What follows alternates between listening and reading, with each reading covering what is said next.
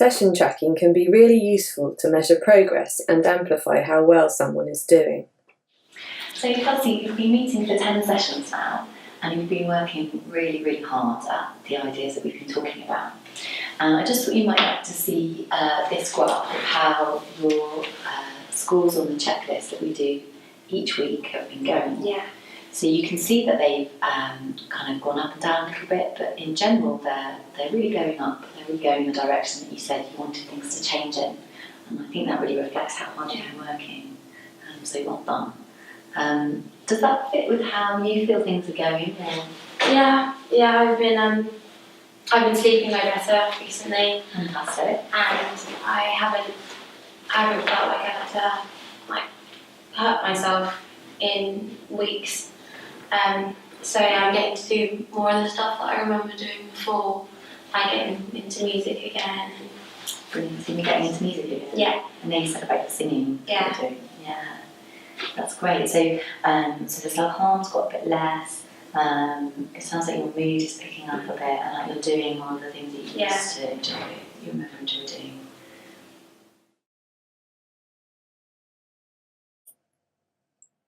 If things aren't going well, it can be a chance to check in about why. It might be to do with external factors. So Kelsey, we've been meeting for 10 sessions now, and you've been working really, really hard at trying to use the ideas that we've been talking about. I think you've been doing a great job. I just thought you might like to see the scores on your checklists and how they were going. So the checklist that we do each time we meet. Yeah. Yeah. So this is a bit of a graph, and you can see that they went up and down a bit at the beginning, but then generally started going up. And then more recently they kind of stayed along the same line.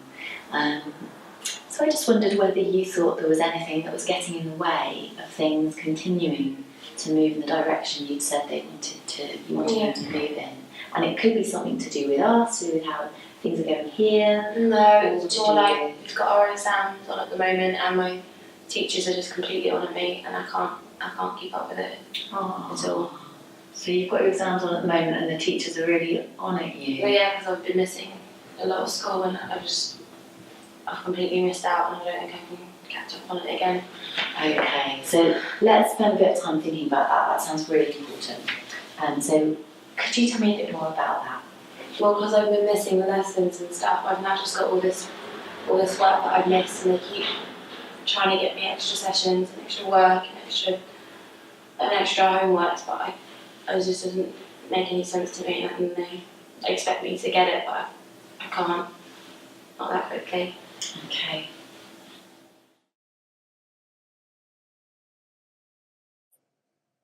It might be to do with what you are doing in the therapy sessions. If the reason is because the therapy isn't working, this can be a chance to change things.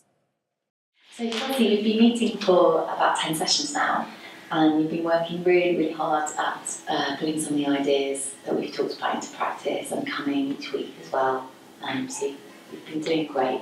I thought you might like to see your scores on the checklist that we fill out each time, so that we use to keep track of how low mood has been for you.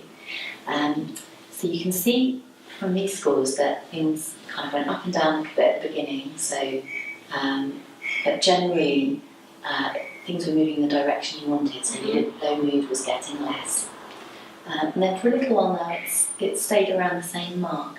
And I just wanted to check in and see whether you thought there was anything that was getting in the way of chasing low mood away, or helping things go in the direction you wanted. Well, I really liked all the problem solving stuff, like the arguments with my mum. I've got way better after doing that. And like the getting back into my own stuff, I've really enjoyed that. I think it's helped, but I can't understand some of the stuff when I'm alone, and no one's really around to help me out. So I just started worrying about not being able to do it completely by myself. So it sounds like some of the stuff we've done has been really helpful, like the problem solving, and like, what was the other thing you said was really helpful? Getting back into your own stuff. So like the singing that you've taken up again, and seeing your friends more. But sometimes when you're on your own, you can't quite remember what we've done, or it feels a bit like you're stuck on your own with it. And it is really hard to remember how to use these things, and it takes loads of practice. But maybe we can have a think about what might help with that. So let's spend a bit of time doing that today, if that's okay with you.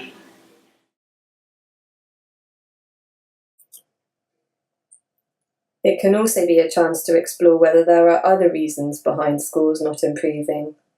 So Kelsey, we've been meeting for about 10 sessions now, and you've done a really great job of coming to the sessions each week and working really hard at the things we've been thinking about and talking about. So well done, thank you for that. I thought you might just like to see your scores on the checklist that we fill in each time. So this is a little graph of those scores, which are just one way of measuring how things are going for you. But you can see that the scores have kind of gone up and down a little bit at the beginning, and then the scores on the checklist have got a bit higher, which means that it's saying that low mood is around a bit more for you actually at the moment, and they've kind of stayed constant at that slightly higher level for the last few sessions.